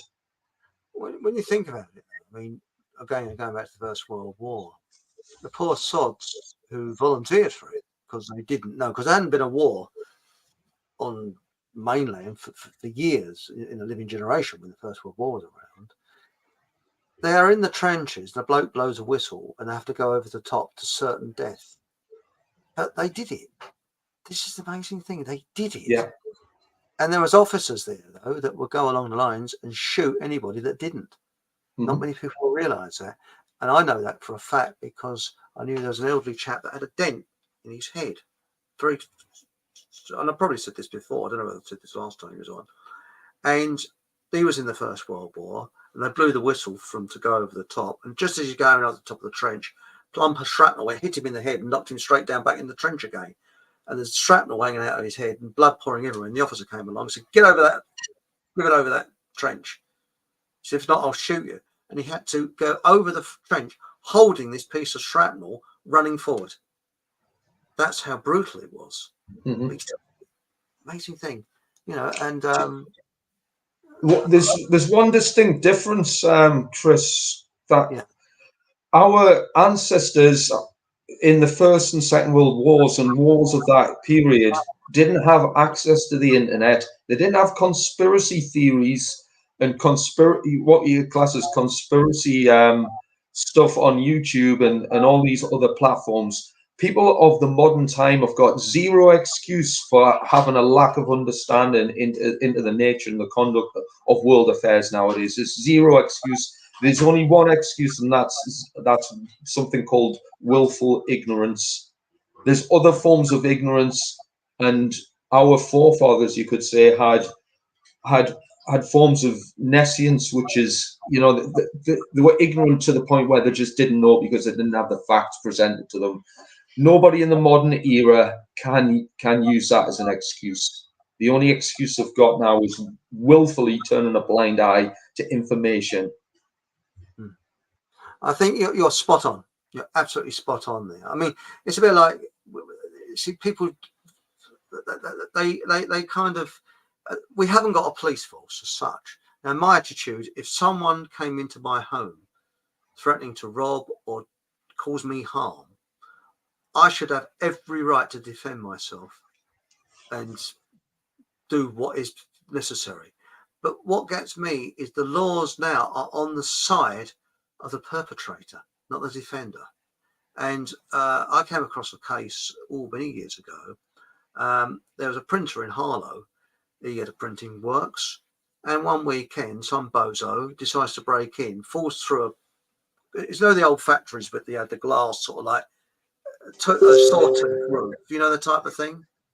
And this silly sod fell through the roof, and it was engineering works, that was it, and ended up impaling himself on a lathe, one of the keys or something. Right. And the owner of this engineering works found himself in court for having an unsafe item there, where this bloke was injured. Not that this bloke was trying to rob him, but this bloke was injured because he fell through the plate glass window and fell onto a lathe. I mean, that's gone bonkers. It really has. And there's that case in Norfolk where that chap had been robbed so many times. I think he was a farmer. He had a shotgun. Can't remember his name. Was it Tony Martin? Have I got the name muddled up? It rings a bell. And what happened? There was two gypsies. I don't think they were gypsies, wrong, because gypsies are generally quite nice people. They're diddycoys, which is something a little bit different. And they broke in, and he shot one and killed him. And he served time in jail. But the fact of the matter is, he was defending himself and he's defending his property. And he gave them a warning. That's the thing, But back to chat, which is Sean Hamer says, it's alchemy and a fusion of opposites. Androdonite Kabbalah, if I pronounce that correctly. Kabbalah. Kabbalah, thank you. And it says, Hachi, November the 18th, 322. That's what Steve was saying. He's put a question mark there, which it's the 322nd day. I don't know if that's what Hachi's relating to there. Yes. Now, this is an interesting one we got here. Was it plain to see, unless you have become a liability like the conspicuous and the t-shirt sellers. Conspiracy circus. Conspiracy circus, I like that. It's a good word. The worst poison in the conspiracy movement is flat Earth. Interesting. I'm not going to get into that on this program. It's a long subject, that. Yes. Well, maybe Michael Benting was right. It's a square Earth. No matter what shape the Earth is, if people don't start doing something about it, about what's going on and whatever shape of Earth it is, then we're doomed. Now, Stephen Truthseeker says shape shifting is real. Okay, thank you. I like to keep an open mind on most of these things, but I think that there's a time and place, and maybe Ike said it at the wrong time, the wrong place. Who knows? You know. Now, Stephen Truth says, "What do you think of ancient shamanic rituals are? What do you think ancient shamanic rituals are?" I don't know what the question's alluding to, but here's one. Here's an ancient shamanic ritual. Christmas. I hope there's no kids watching. Santa Claus is an anagram of Satan. Well, everybody probably knows that. Santa is an anagram of Satan. Klaus, as in Santa Claus. Klaus is an anagram of Lucas. Lucas is another name for Lucius or Lucifer. Lucifer, of course, the fallen angel. And the fallen angel falls down to earth from the heavens from up a height as Santa falls down the chimney into the burning fire below. But if we were to equate the word Santa Claus into English gematria, we come to the number 666, the number of the beast. Speaking of number of the beast, we all know Revelation 13 alludes to the number of the beast, the number 666. And if there's any Iron Maiden fans in the house, well, Iron Maiden released their second studio album, I believe it was called The Number of the Beast, and they released that on the date, March the 22nd, 322, the Satanic Season of Sacrifice. I don't know if that was just by design or default of design, but it's certainly an interesting fact. That's interesting. Now we got here, Cat Holly says, "I think yikes." I think is on payroll and a plagiarist, they say. Yes, Dave Starbuck said that he plagiarized a lot of his work. New Cage, he is always pushing, and it has its roots with UN. Robert Mueller, Blavatowski, and Bailey, all well dodgy. Yes. Do you know? Just alluding to Alice Bailey there, I presume that's who she's relating to, Alice Bailey. Now, I don't particularly agree with, you could almost say, her Luciferian New Age policies. And basically, she was essentially writing about the New Age and promoting the New Age. But Alice Bailey also wrote a book about 80 or 90 years ago, The Externalization of the Hierarchy. And she alluded to essentially what's happening now, which is the New World Order takeover, where people would be living in a low sense of morality. And essentially all these satanic rituals would be done and nobody would bat an eyelid. And she's a spot on the money there. Can I just, and I know you want to say something, but can I just mention, while I remember, Alice Bailey also came out with something called the Q Plan. And that kind of relates to, if there's anybody understanding QAnon, she wrote about something called the Q Plan, which was essentially a 10-point plan to implement the New World Order. She wrote about that like 90 years ago. It's funny how that's taken shape in the world today. That is interesting. That's fascinating. Now, I've got to leave it. I'm sorry I can't read all your comments on here, so please excuse me. But this is an interesting one. The Truth Movement has created a faulty epistemology, if I pronounce that correctly, as a default counter-narrative. I agree. In which many are now fully captured and becoming priests of the new orthodoxy, and that's what I think most of these rallies, things like that, organised. I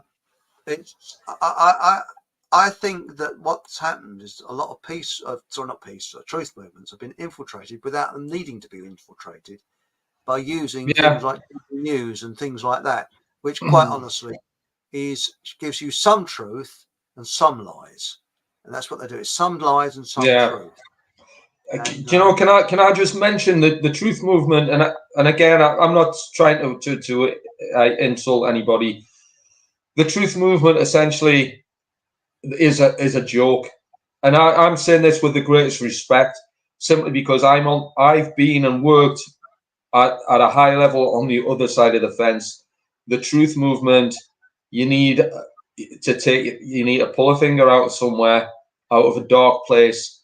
You need to start growing a pair, and you need to stop the dilly-dallying, to stop the nonsense. You need to start getting yourselves motivated and cut the bull crap. You need to cut the bull crap, and you need to start pulling the finger out. And it's essentially what's the word? You need to start sort of organizing yourselves way better than what you are. And I'm saying this simply because I want to be on your team, but I refuse to be in what's called the truth movement, because at the minute it's a joke. Spot on. I mean, the yellow vests, they were organised in France, and what I've seen of it before they were infiltrated, they were brilliant because they had no overall leader and they worked organically. A bit like, as I was saying, the Boers. You know, we had sort of like 3 people, groups of 3s, very efficient, very well. But they tried to start the yellow vests in this country, and I had half a dozen people turned up. It rained, so they all went home because my front getting wet. You know, I mean, it just didn't work. And I think the reason it works in France is because they're more of a farming community, and farming people are more sort of think for themselves. They're not more. Yeah. They're not mind so much. Can I give a quick example, Chris? Yeah. One thing, if I was to say what's a common denominator about all the truth movement individuals or groups, is they spend more time that is necessary calling people out as shills. So yes, personally, I couldn't give a crap if somebody's a shill. I couldn't care less if somebody's on a payroll of any of these alphabet agencies. I couldn't care less. Could not care less. I was there myself in one of these agencies. If people want to call me a shill, I couldn't care less. If they think I'm on a payroll, well, come and have a look at my bank statement for a kickoff. I'm living in a very destitute position at the minute. So if anyone thinks I'm on the payroll, I wish. But stop spending time, or stop wasting time, I should say, calling people out as shills. Here's another thing. I don't personally, protesting is not going to save the planet. But does that mean you shouldn't do it? No, it does not at all. Protesting, if there's somebody's organised a protest and clowns in the truth movement don't turn up because they think it doesn't do anything, well, what you are doing is you're doing something called mutual support. The reason why we are getting shafted as individuals in a country by the New World Order is simply because these people are organised and they're determined.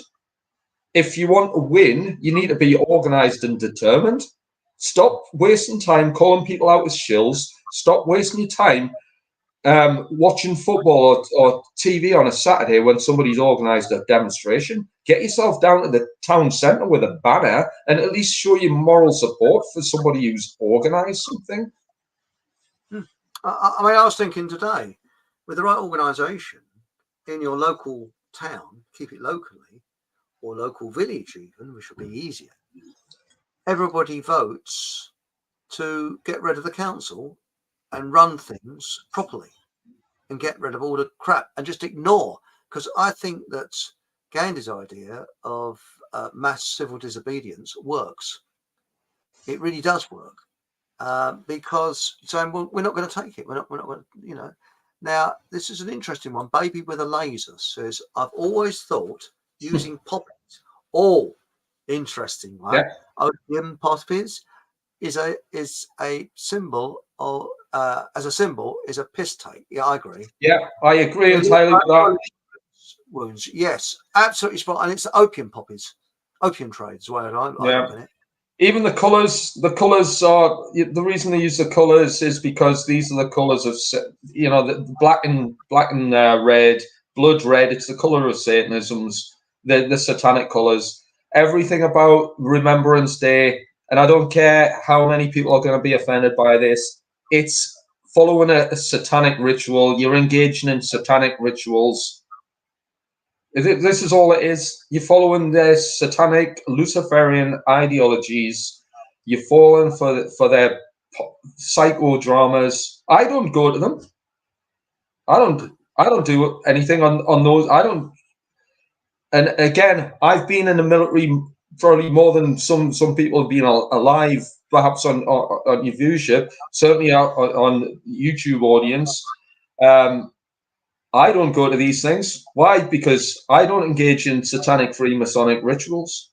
If other people want to, well, you need to start cluing yourselves up on history. You need to start understanding the dark occult and realizing that you're falling for it. And again, I'm not trying to be disparaging to anybody in your viewership here, Chris. I'm just mentioning what these things are about. I mean, you're speaking from the heart. This is what we want. I am. Oh, do you know what? And again, sorry to cut in. No, you're not. People might think that I'm just arrogant or rude and I've got no respect. No, the most respectful thing I can do to the war dead is to any casualties of war. And I'm speaking of people I work with, or amongst the numbers of dead and injured. By the way, the most respectful thing I can do is tell other people how they've basically they've been duped and manipulated by evil, satanic, worshipping scumbags who want to essentially murder off your kids and send your young men into war to do the same again. The best thing I can do is to speak out about it and tell other people what it's all about and what it stands for. That's me showing my respects. I don't need to wear a red flower and have a minute's silence on 11/11/11 like some sort of Freemasonic ceremony. I agree with you, totally agree. And I always think that by telling the truth, there are certain incidents which I can't go into on this show because obviously we're on YouTube, that we've not been told the truth about. And I believe that telling the truth about a certain event honours the true victims. Because at the moment we're dishonouring the true victims, because I'm on the side of the true victims, regardless of who or what they are, of totalitarianism. So it doesn't matter who they are. If they're true victims, I'm on their side. But the trouble is, there's lots of people after the old folding stuff that tell a pack of lies. And we're still believing. But I won't go into that subject. I think many people know what subject I'm talking about. Now, Hatchie is your number one fan. So Steve he's put the finger, the old finger up there. All right. Right. Thank you. Hatchie has said here, Sir Rob, Bob, Paul, mate, regardless of you become a united member of the battlefield, the Field Marshal just told me. Oh, it's your dog, isn't it? Field Marshal, yeah. Because you know that the Prime Minister of Falkland is a cat called Roger. I didn't know that. Yes, because lots of officials like Rogering the cat, apparently. So, big Roger being the cat, So you think about it. Now we've got Rogering the cat, who's the Prime Minister. We've got a dog who's a Field Marshal. Was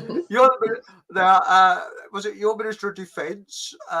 We've got we've got various missions around the world, and we've actually got an embassy in Siam. Evening, John. Oh, sorry, no, good morning, John, because it's 7 hours ahead. And I think we might even have a mission setting up in Alabama, in America. We might have. We don't know. Bringing Fockham culture to the primitive peoples who still like to wear a mask and believe, the establishment. Right. We got here. Passio sold satanic natural law to the truthers. Job done.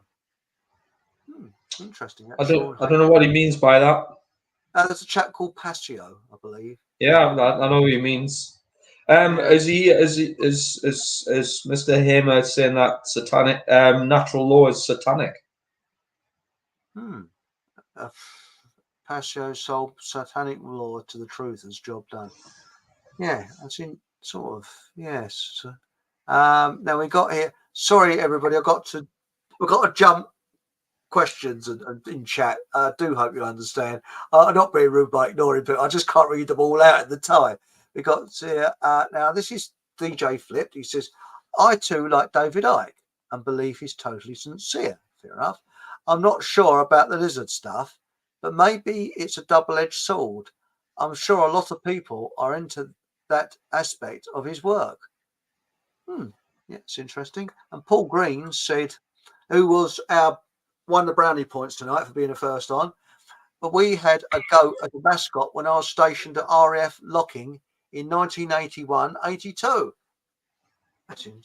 Trouble is, goats eat everything, don't they? I mean, and a randy sod as well. I mean, do you ever have a case in your leg? I guess they do make good mascots.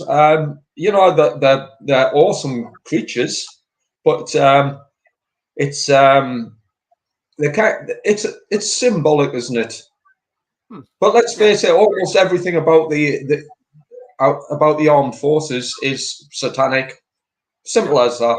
Everything about it is satanic, following satanic ideologies, killing for the good of certain individuals. It's nothing to do with defending your nation.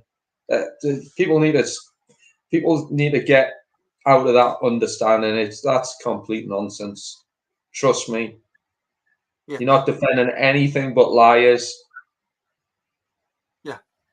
I think you're right. And Hatchie has said here, the Benny Hill sketch is the sort of things MPs are blackmailed for. Yes, you got a point there. Mind you, as I said last week, my ambition, I think, is to go to the House of Commons and put whoopee cushions filled with gravy onto their seats. That would be fun, wouldn't it? I mean, that would be television to watch, you know. Yeah. Can you imagine it?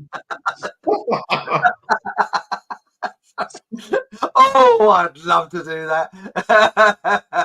So, you know, I think in the future, when the new world order is that well established, and they realise that the people of this, the people of the Western worlds have got no backbone to defend themselves with, then they'll probably start doing little comedy sketches. If I was an MP, that's what I would be doing. I would be completely ripping the pee out of everybody by whoopee cushions in Parliament. I'd have the king sitting on a whoopee cushion, and I'd be there sipping Pims, laughing at the useless plebs for doing nothing about the situation they find themselves in, apart from calling each other out as shills. That's what I would do. If the Secret Service are watching this show, they're going to say, sending a note back to HQ, watch out for anybody in the House of Commons with whoopee cushions and gravy. Yeah. Well, I've got a message for the Secret Service. Yes. And that's my message. Did you know that? I know the two fingers is from the what was it now? Agincourt, because the French, when they captured the British archers, they used to cut their fingers off so they couldn't use the longbows, which were called war bows then. They weren't called longbows. And I think it's the Victorians that called them longbows. But when we captured French prisoners, we used to do that to show it's still got the two fingers. That's so they say. But it says here, now, sorry, I missed out, Sean. Plagiarism is theft. Check your moral relativism. Inability to see through the gatekeepers is the new contagion, especially in the UK. Well, I know Ike, well, I can't accuse. I'm sorry. I've got to be careful, for legal reasons. I think the media hype this up. These guys are just tools like us. The usual crew are operating all of this. Yes, and many are being flown in by night. Good point there. And I think, I'm not sure I can read this out, the such and such a plan, 1920s, because I might warm up the klaxons when I say that word beginning with C, but and it's not what we're Yes, that I agree. Well, you'd have to be dumb to see that. That's that's obviously happening now. In our face. It's actually in our faces. Can't colon her. I almost said it. Right. Stephen Truthseeker says, anyone seen the videos of asylum seekers evicting British people from their homes? No, I haven't, but it wouldn't surprise me. Let's go down. Herodotus Getfoot says, the meek will inherit the earth if that's all right with you. Sorry, I did that bit on. Yes, the meek will inherit the earth. Maybe. Yes. Now let's have a look. Now this is an interesting one. As I said, Chris, it's happening in Germany. I have a Bavarian friend. News blackout or blockout. That's the best thing they can do is black the news out. Yeah. Like I say, I stopped watching the news a decade ago. Why is anybody? People of the West need to stop watching that crap. And we've got here Deagle report. This is Angela Dempsey. Hello, Angela. The Deagle get my worms in a mucking fuddle here. The Deagle report: 15 million out of 67 million for UK. Other countries, the same depopulation plan for 2023. Yeah, it's pretty sobering information as the Deagle reports. Here's another one for you. Well, I remember it's not quite Deagle report, but Nostradamus. He made a report for the year 2024. In fact, for the date, the 18th of June 2024, where he predicted World War III. That's just round the corner. Yes. Well, I actually wonder whether we've been in World War III since 1945, actually. Sounds a bit weird. I agree with you there, definitely. Hatchy. Merkel didn't do Europe any favours. No, she didn't. KGB worked with Putin. Honest. Well, no, Putin did work for the KGB. Angela Merkel contracted a horrible lurgy on the March the 22nd. I don't know if anyone caught that in the news, on the pantomime soap opera news. The satanic season of sacrifices when she caught the horrible lurgy. Oh yes. Mind you, she got the hippie shapes now, hasn't she? She's sort of, it's the hippie. It's QI. Greetings from Ireland. Hello, hey. Are you part of our mission in Ireland, bringing civilization to the primitive people who still wear masks? QI. So it's nice. Hello from Ireland. Now we got here. This is all Kabbalist crap. They want people to believe and fight for. Yes, Sean. This is Sean Haber. And can I just make a comment on that? And I don't want to, I don't want to be too derogatory about people's, comments, etc. Because Sean sounds like an intelligent bloke. But yes. Kabbalah, if you want to go by Jewish mysticism, is essentially essential knowledge for anybody who wants to understand the world we live in. But when it's being used as it is in many instances to oppose you could say the goyim, the cattle, the ignorant plebs, because the Cabal understand elements such as Kabbalah to a high degree, and they'll use it against us. They'll use our lack of understanding against us. But it's not Kabbalah. It's not the Kabbalah itself, which is essentially what you could class as being an evil component of mysticism. But all of these esoteric understandings are being used against us because we live in ignorance. Same with Freemasonry. Freemasonry itself is essentially, well, if you follow it and you use it for the benefit of all, then it's an excellent process. But if you're using it as they do for the benefit of the billionaire elite, the global elite, then of course it's a system of evil, you could almost say. Well, did I ever tell you, I actually got a Masonic handshake once, and I'm not a Mason. Never have been. Bloke went, there's this sort of tap me. I thought, that's a bit strange. Yeah, no, yeah, but I probably scratched my bum at the wrong time or something, and he thought it was a Masonic symbol or sort of scratched me out. You know, I don't God knows.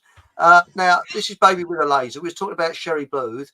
Her dad was Tony Booth, I think, in From Sickness and in Health. You're quite correct, yes, and that's where you got the John Wilkes Booth from. Hey, do you know something, Steve? We're up to time. We've put over time. It's shot fast so quickly. I crumbs. You know. Now a quick one. Hang on. South Coast Richie. South Coast Rich. Sorry, mate. I called you Richie. A great show and enlightening, if depressing, insights and opinions. That's very It all nice. ends well. All ends well. I've actually got a gut feeling. Think something's going to happen which we least expect, which will turn out in our favour. I really do believe that. Universe is a scam world created by the Catholic Church. Oh, that's half of Ireland just switched off. The universal faith. Universities equal malware. That's interesting. Well, some interesting points. It certainly is. Someone says here, Chris, a member of Dad's army. Yeah, you think about it. You could be training the fucking army, couldn't you? You know. Oh, by the way, I'll tell you, I actually did an inspection today of my tomatoes, and I said, "You horrible little tomatoes, stand up to the straight." You know, I was getting the real sergeant major thing, and we got a right mummy's boy in my tomato section. You know, you haven't got enough fertilizer. No, my tomatoes are a disgrace. Please keep that to yourself. You know, my tomato plants are all sort of it's with the weather. Right, now what we got here? Hey, we haven't promoted your. Oh, hang on, we've got to say good morning, Stick. Morning, Stick. Is in New Zealand. Morning. So we're international. Morning. No Thanks, jokes about shit. Actually, I was looking up about Pitcairn Island the other day, and they get all their posts and that from New Zealand, and they actually get all their supplies from New Zealand. It's the most remote island in the world. It's several thousand miles from anywhere. Sounds like my kind of place. Right. Now I think that I can't. Unfortunately, I'd love to read out. Angela Dempsey is absolutely spot on. War is a depopulation plan. Yes, I agree with you. Yeah. And Leviticus shove it. MPs all in clown garb. Again, please excuse me. I'm trying to read out people who haven't seen commented for long. Dem0n1c. I don't think Q is trying to destroy Christianity like is written in Alice Bailey's book, The Plan. Okay.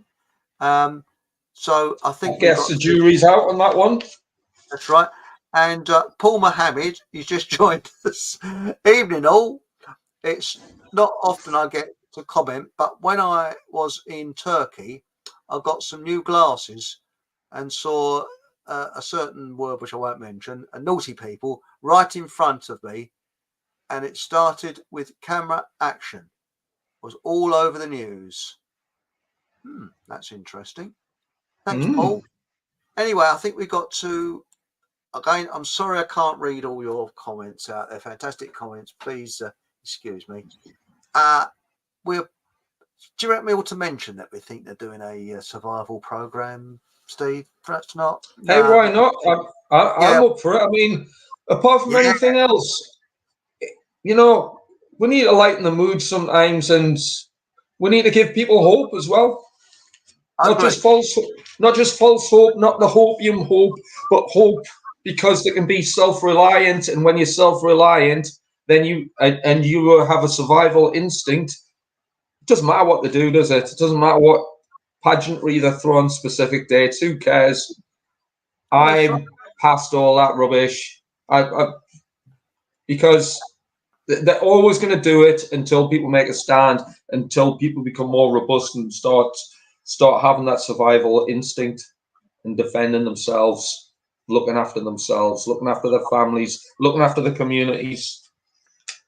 Well, talking about hope, you know the difference between a girl getting out of the bath and a girl coming out of church? What? A girl coming out of church has her soul full of hope. And there we go. So you have to think about that one.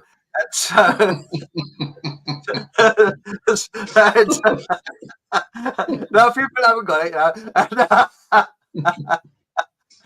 now, the thing is, you do survival courses, don't you, Steve? So, kind of, yeah. Do you want to plug them? You know, you get any contact, or should we do it next time? Well, it would be a difficult one to plug because I do kind of I would say bespoke stuff. Okay. It's, and again, the location varies between. I mean, I'm based up in the northeast, so I do a lot of stuff in the northeast, but I also go to places like Wales and do other things in Wales, for example. What about Bognor? Say again? Bognor. Bognor? Hey, if there's enough demand, Land of the Living Dead. if anyone's got a patch of land and they want to run a course in Bognor, I'd happily come down and do some stuff. Have you ever been to Bognor? Do you know what? I don't think I have. You haven't missed much. Okay. Anyway, I've got no objections to going though. Well, thank you very much for joining us, Steve. Stay on after the show, obviously. Yeah. And thank you, everybody in chat. Sorry, I haven't been able to. We've had a lot in chat tonight. And if the YouTube, the tannoy hasn't got, not the tannoy, the old, they haven't set the alarms off there with naughty words. All being well, we'll be back. I'll be back next week, same time, same place.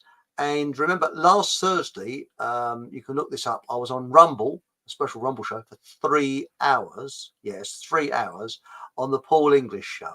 So it's called Paul English Live. And if you look up Paul English Live, it's on, and you want to see the show, recordings there on Rumble. It's not on my site, it's on his site.